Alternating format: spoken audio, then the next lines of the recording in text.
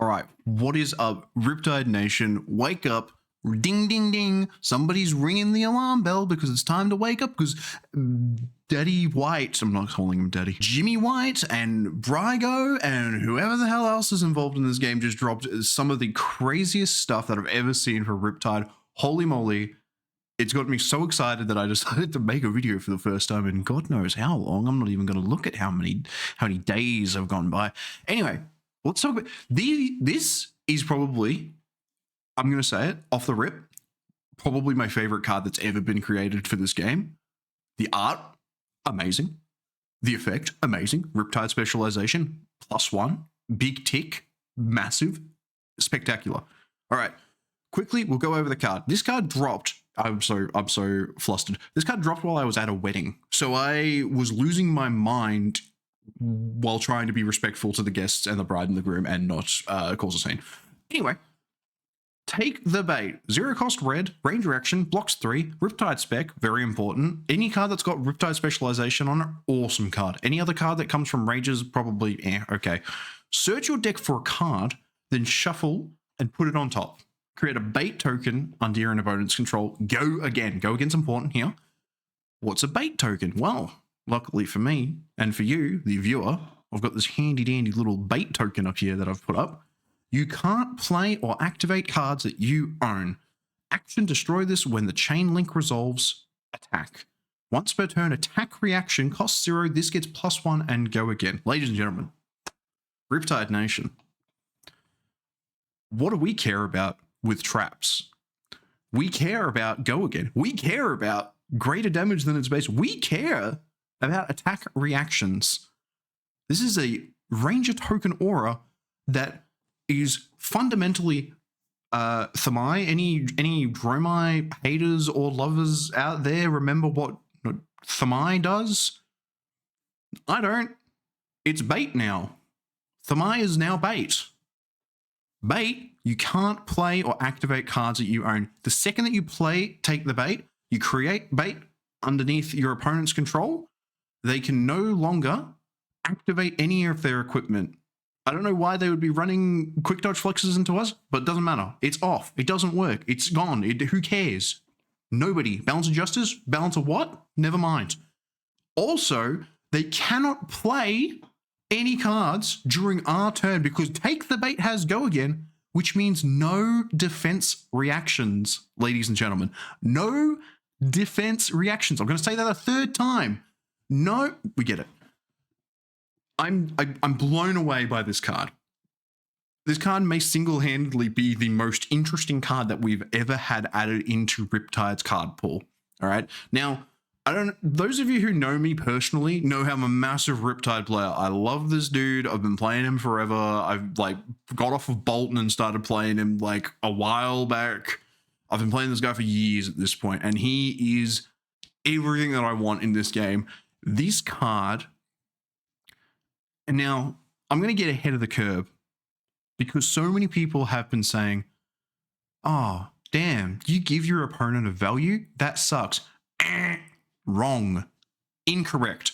You want to attack me with your action and then do nothing? Go ahead. Time walk yourself. I don't care. You want to actually do something with your turn? You better attack, react, and give this +1 and go again, buddy. In which case, all of my Riptide traps are online. Now, I'm going to start off by talking about something that's a little bit outside of the traps because I think this card's also really interesting from a perspective of what cards you can go and get. Or not even that, actually. No, I'm going to start with the cards that you can actually play after playing Take the Bait. Here are just a couple of cards.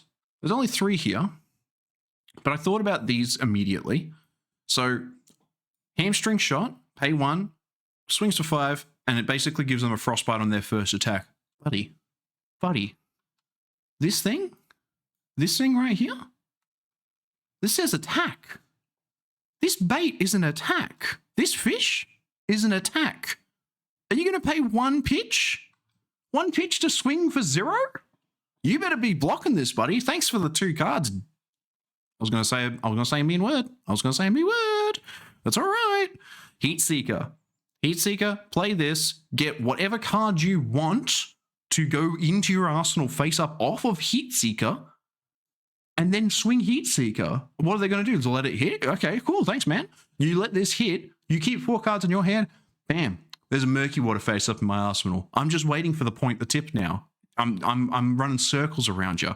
Intoxicating Shot shouldn't necessarily be on this slide. It's not really a slide at the moment. It's kind of just MS Paint because I'm doing this really frantically because I want to get this video up ASAP, and I'm really excited about this card and just the massive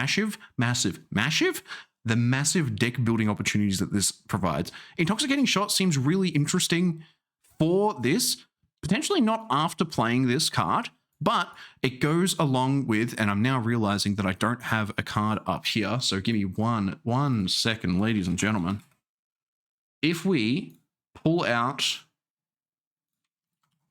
these beautiful ladies, shrink this so it's a little bit nicer. There you go. Editing on the fly. I don't know why that's smaller, don't ask me. So, you play Take the Bait. It costs 0 and it has Go Again. You load Intoxicating Shot. You Sealay Sarong. You swing Intoxicating Shot for 4 Go Again. You can do something afterwards. That's 2 cards out of your hand. 4 card hand. Play Intoxicating Shot. Sealay Sarong. You could pitch, you could Dreadbore, and then you could Murky Water afterwards. Or you could pitch and you could Dreadbore and you could Remorseless afterwards. You know? Or you could play Intoxicating Shot in Arsenal, premeditate. You could Sealay Sarong, flip Intoxicating Shot, play premeditate, or any other buff, and load a 0 cost. And then you could Intoxicating Shot for 7 Go Again, and then do something else afterwards. Beautiful. But Whoopi, you say, this Riptide Specialization, very important, has, when this hits a hero, they create a Courage and a Quick. Buddy, it doesn't matter. They have to use this first. They have to. This needs to go first. You can't do anything. You cannot play the game until this is done. All right? You don't get to do shit. We're long enough in the video. I can swear now. This is crazy. You don't have to worry about playing Intoxicating Shot anymore. Riptide gamers, Riptide Nation. The 7 Go Again CNC can't hurt you. It doesn't exist as long as you play it after bait. After bait. That's the important part. It all comes back to Take the Bait. This card's spectacular, but you don't think it's that good. All right, cool. Whatever. There's a couple of mediocre cards that you can kind of play here and there, blah, blah, blah, blah, blah. One really interesting thing that I think makes this card really important is that all of these traps, including to some lesser extent Chain Reaction, these traps just got better, right? Less so Buzzsaw Trap.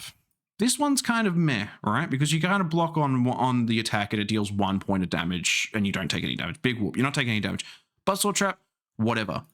But what this enables with Take the Bait is that you are getting the opportunity to run all of these traps in any match. In any match. You can Spike Pit Trap Kano if you feel like it. Kano. There's an opportunity to do that. Maybe not because he's going to do a bunch of instant shenanigans, but you know, characters who don't use attack reactions, you can play Spike Pit Trap against them because you can force them to use an attack reaction. People that don't have Go Again, you can force Collapsing Trap to work on them, and you don't have to worry about like giving them a CNC 7 Go Again, like with Intoxicating Shot previously. You can play Collapsing Trap off of bait and make them mill 4 cards out of their hand. You can then follow that up with a Pendulum Trap when they give it an attack reaction Go Again because they want to do something with their turn, and you can mill them further 2 cards. Buddy, you've just used 2 cards and you've just taken 6 cards out of that guy's deck. He's going home and crying after this game. He's like shredding up his cold foil Crown of Providence. He doesn't want to play anymore. Chain Reaction, lesser extent with this card. Bit of an interesting idea. You can play Chain Reaction, load the Take the Bait, and then play the Take the Bait at instant speed. Ladies and gentlemen, that means that you can force close the combat chain on a Vincent. You can play this at instant speed against a Kano, and they might just instant react. But if they don't, then boom, you've got something. I don't know. I feel like Chain Reaction has something there, and the ability to play Take the Bait immediately off of Chain Reaction can do something. You can force a trap to work. You can do it at their end phase so that they have it for their next turn. Because, like, if they finish their turn and they've got nothing and they don't have an action point afterwards because their last attack didn't have go again, boom. Now you've got no D-Rex on your turn. Buddy, what are you going to do? What are you going to do, honestly? Folks, there's another option. Sandscale Great Bow. Now, this is an interesting one. Riptide has cards that care about aim counters. Aim counters are really hard to come by. Well, Barbed Castaway does some stuff. Barbed Castaway will let you flip an arrow in your arsenal face up, costs 1 pitch, give it an aim counter. Awesome with Riptide's ability because you can play a card from hand, load a card from into arsenal, and then Barbed Castaway flip. So you can do something like a premeditate, load a murky water, pitch a blue, flip it, shoot it, right? But, ladies and gentlemen, what if I said that if you play Take the Bait, which has go again, which is important, and you put murky water on top of your arsenal, on top of your deck, and then you pitch any blue. I've put reel in here because it's probably the only time that reel is ever going to be useful is if you're pitching it. Pitch any blue, and then you can take that card off the top of your arsenal and, wow.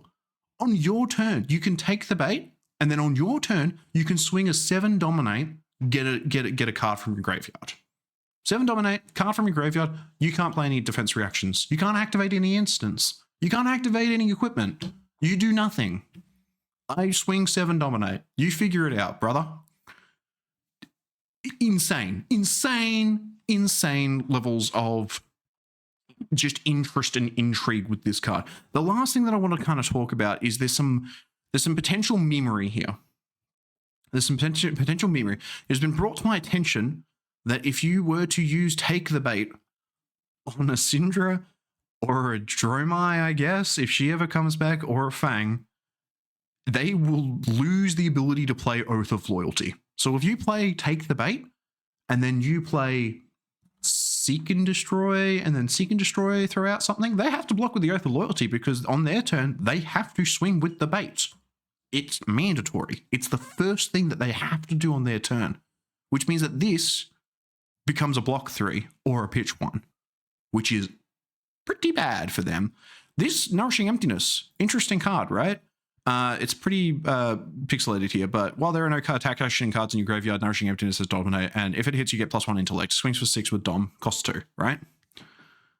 You could potentially run in Blitz. I don't know about the viability for a classic constructed game, but in Blitz, you could, there's always been people that run Nourishing Emptiness Riptide because it's a meme. You can just block out a lot of traps, and then you swing Talishar because you don't have any arrows in your deck, and literally all you're doing is Mask of Malicious Manifestations, go find Nourishing Emptiness, swing Nourishing Emptiness, Codex, swing Nourishing Emptiness, Codex, swing Nourishing Emptiness, Remembrance, Nourishing Emptiness, Remembrance, Nourishing Emptiness, Codex, Nourishing, Codex. You get the idea. You swing a lot of Nourishing Emptiness. It's literally the only attack in your entire deck. You can turn after turn. So you can swing Nourishing Emptiness the first time, and then take the bait and get Codex, and then Codex, Nourishing Emptiness. And then the next time that you see Codex or take the bait, you just do it again. Or you can literally see take the bait, 2 copies of take the bait in your deck. That means that you have 3 copies of Nourishing Emptiness, more or less. Because for 3 chances of finding Nourishing Emptiness, rather, not 3 copies, you have 3 chances of finding Nourishing Emptiness. Because if you just get it in your opening hand, you just play it, you go find Nourishing Emptiness, and then next turn, bam, Bob's your uncle. Who cares? Feign Death is very funny. This is a funny card. If you've been dealt damage this turn, you can play dead, and you just don't take any damage on the next time that you take damage. You could take the bait into a Guardian, and then play Plan for the Worst. Look at their hand and be like, oh, Volda, you have a put them in their place. That's going to come in for 10 damage. That kind of sucks, man. I'm going to go find 2 tripwire traps and a bunch of stuff and put those in my arsenal. Awesome, let's go ahead. They move to their turn. buddy, I'm telling you, they have to take the bait first. This is the first thing that they have to do on their turn.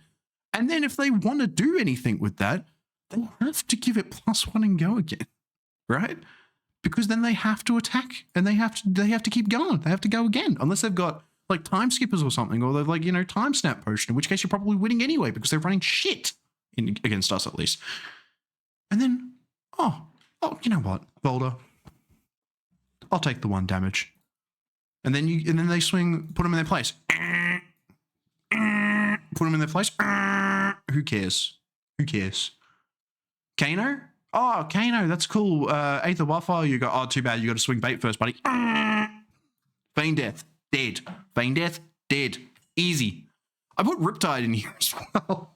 Because, you know what, funnily enough, the Riptide Specialization, it seems really weird that Riptide Specializations tend to have this this effect where they kind of really suck to see in the mirror. When Riptide plays Take the Bait and gives you a bait and you're playing Riptide and then they swing the 7 dominant arrow, you're like, I'll just block with all these defense. I won't block with anything, actually. I'll block with 3 and I'll go along my merry day, sir. And then you tip your hat to the kind Riptide player that you're playing with, the both of you in the local tri-county area or whatever they have in America, and you say, thank you, sir. It's great to see you here at our local armory where us 2 Riptide players play and nobody else comes and plays because we are Riptide players. Folks, I could sit here and ramble on and on for another 20 minutes about how cool this card is. I will once more reiterate, God, the art looks so cool. So cool.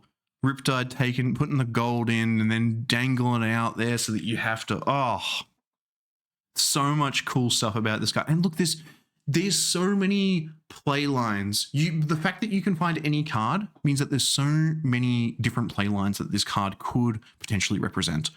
And it being but you give your opponent a value.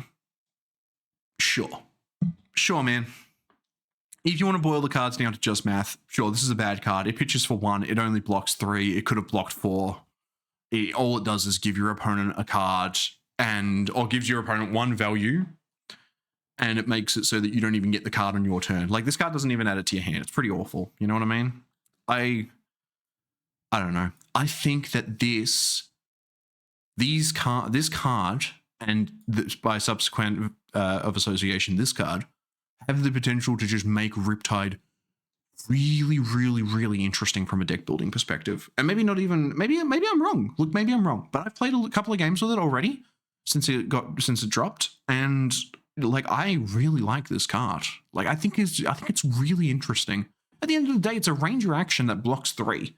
Which, like, all of our ranger actions block 2, bro. Like, you know what? Blocking 3 on a ranger action is pretty good. Cost 0, go again. You just go find something. I don't know. I reckon that there's some really, really cool stuff with this card.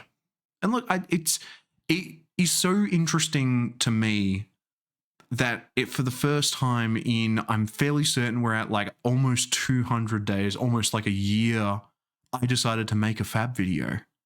I decided to make a video. This card's awesome. I love this card. I hope that every expansion slot card in Super Slam that is coming out is as cool to those characters as this card is to Riptide. And there's people saying that they're just going to put a 1 of in this deck, in their deck, and it's not that good, and I just want to play aggro. Yeah, sure. Go ahead. Play that character the way that I think this card's really sick. I think this card's awesome. And I can really see it's so in line with what I like about the character of him being like this lurker who, you know, stalks his prey and sets up these interesting traps and forces them to play by his rules. He takes his time, he's patient, he lines up his shots, and he takes them only when it's the most opportune moment for maximum effect. He's a perfectionist. Everything about this character is awesome. And I think this card speaks to me on a level of design that, like, I just really, really appreciate. So I wanted to make this video. So that's been me ranting and rambling at you for 20 minutes about Take the Bait. If you enjoyed this video, thanks for watching. It's awesome because you know what? It's been a hot minute since I've made a video, so I appreciate that regardless. If you want to see more Fab stuff in the future, let me know. Feel free to like and subscribe and do all the YouTube stuff. I won't keep you for too long. Enjoy whatever it is wherever you are, and have a fantastic rest of the year.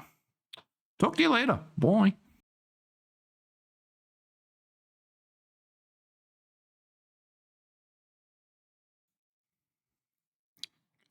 Hang on, I gotta do one of these bad boys.